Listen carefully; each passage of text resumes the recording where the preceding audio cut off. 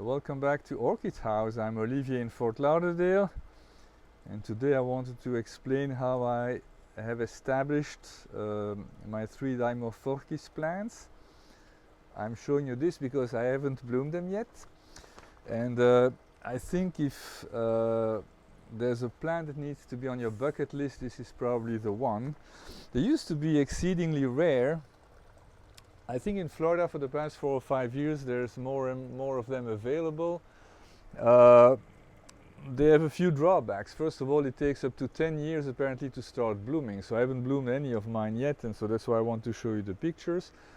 It's called Dimorphorchis because it's dimorphic, so the inflorescence has 2 different types of flowers, which to my knowledge is unique. Nobody knows exactly why that's the case, but you see, for instance, lowii, this is the other one, rossii, but lowii is the upper flower, which is yellow and extremely fragrant and waxy. There's only a few of them at the top, and then at the bottom there's a very, very long inflorescence with a lot of these reddish flowers that are scentless. And it's quite spectacular. The plants are huge. I mean, this is a young one. It looks like, I see different numbers, but the spike could be 3 to 4 feet, 3 to 4 meters long, so 9 to 12 feet, so that's really long.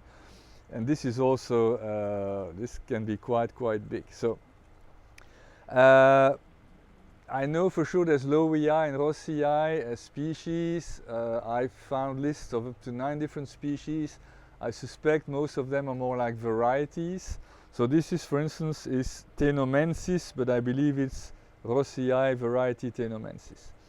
Now the thing about this, so this is, I've only got it 6 months ago, and when I bought it, it had 3 roots at the base, 3 nice roots that were quite sturdy.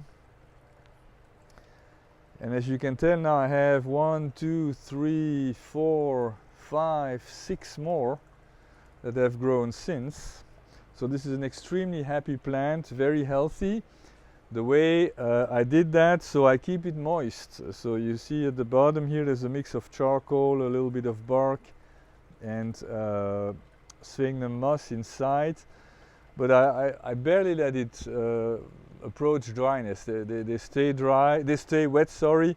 As you can tell here, I stay on these roots so that they turn green because they are fresh, and so they are usually very white and they don't turn green very quickly. So the plant has extremely rigid leaves. This is really hard. I mean, this is a very hard leaf, and the core is also very, very hard. It's like concrete, it's strong. So it's a vandaceous. It's like, it looks like a vanda, but they take a lot less light than vandas. They grow on the island of Borneo, which is the ultimate tropical destination. So it's constantly humid and constantly moist. It rains a lot. So that's the environment they live in.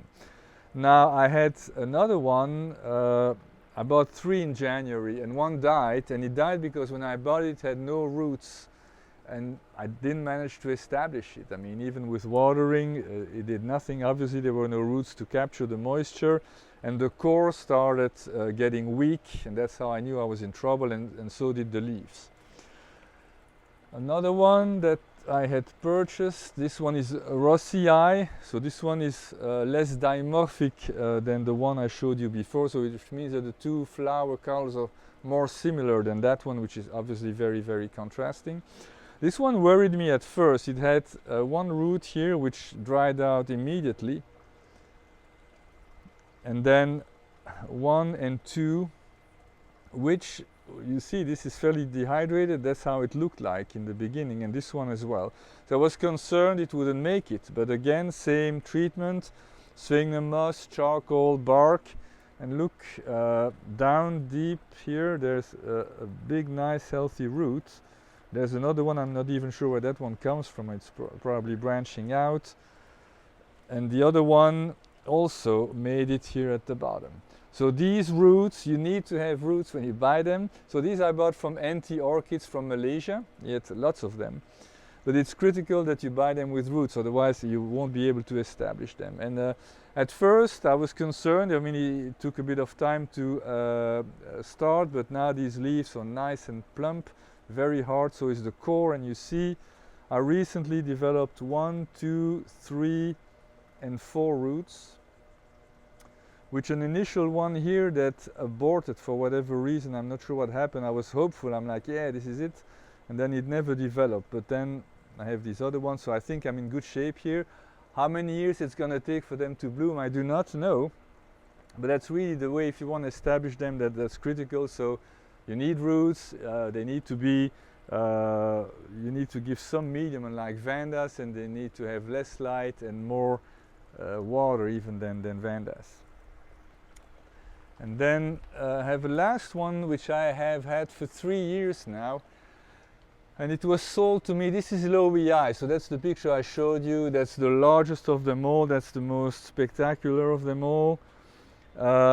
It's healthy. I mean, it has doubled in size. It's super, again, very hard, like concrete. These leaves are really courageous, and there's tons of roots. I mean, I've tripled the root ball, if not more, since I got it. So it's extremely healthy.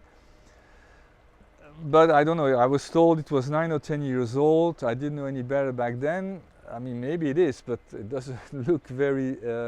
I know they are slow growing, but when I see these, and these are divisions, and so I don't know, it might take a while for this one to bloom.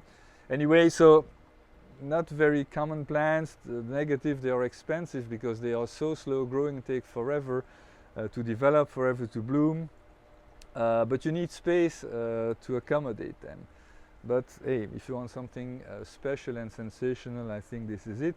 Like I said, here in Florida so far, this one has gone through two winters, and I just water a little bit less over the winter, but they are doing great. So that's all I wanted to share with you today. It's maybe not as mainstream as what I usually do, but I think this was worth mentioning. Have a great day now. Thank you for tuning in. I'll see you next time. Bye-bye.